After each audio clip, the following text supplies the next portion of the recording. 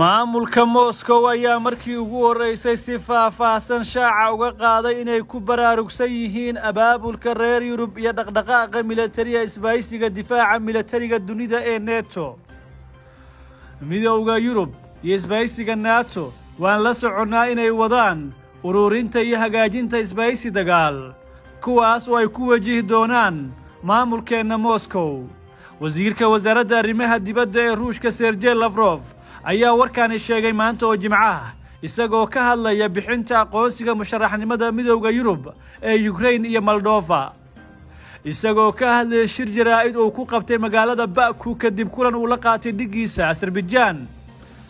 wasiirka amuraha dibadda ee Ruushka Sergey Lavrov oo hadalkiisa sii wata ayaa sheegay in xaaladda tan ay dib u xusuusinaysa ka hor dagaalkii labaad ee adduunka markii uu Hitler u mideeyay inta badan dalalka Yurub dagaal ka dhan ah midowgii Soofiyeed.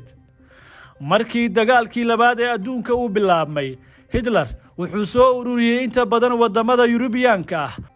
waqti xaadirkan sida inoo muuqata reer Yurub iyo NATO waxay sidoo kale ururinayaan isbahaysi casri ah oo la mid ah kaas waxaanay ku wajihi doonaan quwadeena.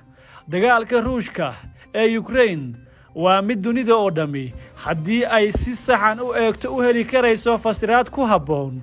haddii xaaladooda caadiga ah iyo colaad hurintooda ay ku qeexaanse waxa u soo baxaya sawir argagax leh. Lavrov ayaa markaasi ku dhawaaqay shirka labaad ee laba geesoodka ay ku saabsan xadaynta xuduudaha u dhaxeeya Armenia iyo Azerbaijan kaas oo ka dhici doona Moscow dhawaan. labada dhinacba waxay xaqiijiyeen inay diyaar u yihiin inay ka shaqeeyaan arrintan iyagoo u arkay inay aad muhiim ugu tahay marxaladda hadda lagu xalinayo ayuu xusay. kulankan ayaa waxaa lagu heshiiyey in uu ka dhaco Moscow waxaana haatan xulanaynaa taariikho ku habboon labada dhinac ayuu yidhi.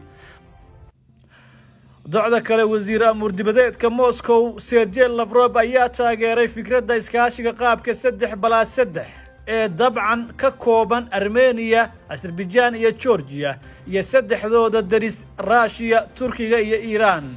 mar wax laga weydiiyay in Ukraine iyo Moldova loo ogolaado musharaxnimada Midowga Yurub, Lavrov wuxuu sheegay in si ka duwan NATO Midowga Yurub ma aha urur militari sida darteed xubinka noqoshada qaab dhismeedkani ma aha mid khatar ku ah Russia. laakiin Lavrov waxa kale uu xusay in Moscow ay raacday tilaabooyinka Midowga Yurub ayna shaki ka qabtay in siyaasadda dabcan Russia nacaybka ee ururkan ay dhawaan meesha ka bixi doonto. dhankiisa wasiirka amuraha dibadda Azerbaijan waxa uu sheegay in Baku muhiimadda uu u leeyahay ay tahay sidii caadiga ahayd in nabadda mustaqbalka fog ee gobolka hanaankan aan lagu qasbi karin. kooxda Minsk ee ururka amniga iyo iskaashiga Yurub ee kooxda Minsk oo ah hay'ad hoos timaada dabcan OSCE ayaa loo wakiishay ilaa 30 sano ka hor si ay u xaliyaan khilaafka u dhaxeeya labada dal ee dariska ah ee Armenia iyo Azerbaijan. wax natiijo ah ku dhawaad 30 sano ee ugu dambeeyay ayuu hadalkiisa sii raaciyay. kooxdan oo ay wada gudoomiyeen Faransiiska, Ruushka iyo Mareykanka ayaa la aasaasay 24 Maarso 1992 si ay xal nabadeed ugu helaan colaadda, laakiin taasi ma dhicin. gudoomiyaasha kooxda Minsk group oo booqashooyin kala duwan ku tagi jiray labada dal lana kulmay mas'uuliyiinta labada dhinac ayaanan wax kala samaynin oo aan ahayn in ay digniin u direen dhinacyada si ay ugu hoggaansamaan xabad joojinta mar walba.